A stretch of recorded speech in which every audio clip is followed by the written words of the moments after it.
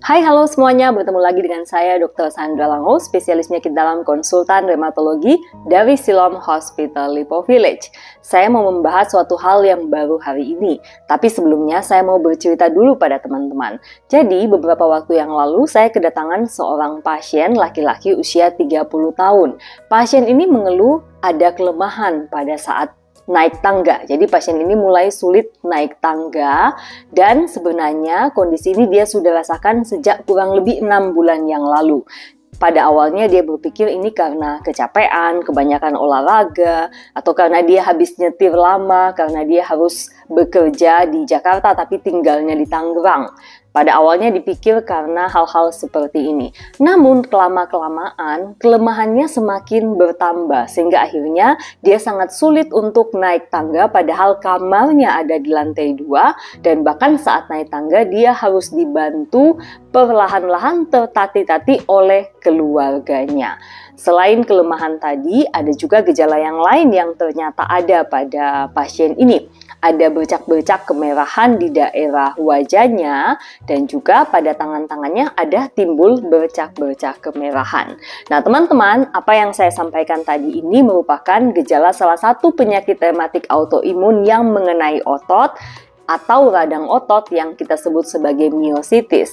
Dan karena radang otot ini mengenai kulit juga, kita sebut sebagai dermatomiositis. Jadi kalau mengenai kulit juga kita sebut dermatomiositis, tapi kalau hanya kelemahan otot biasa kita sebut sebagai polimiositis.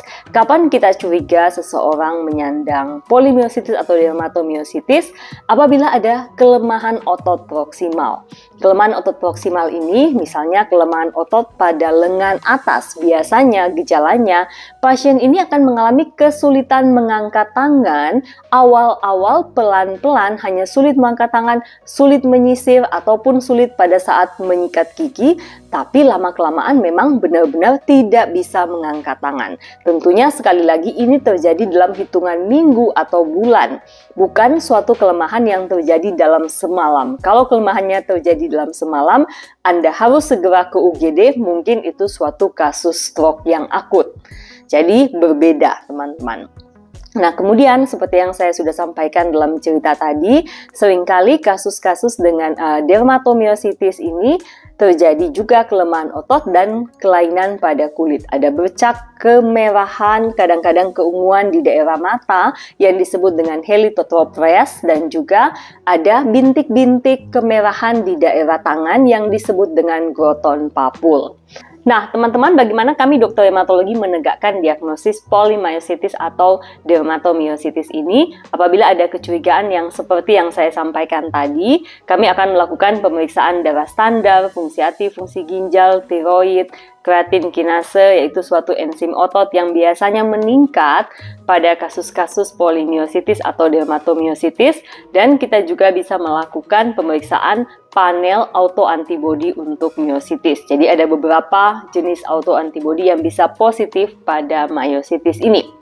Nah, kemudian biasanya kami juga bekerja sama dengan bagian neurologi.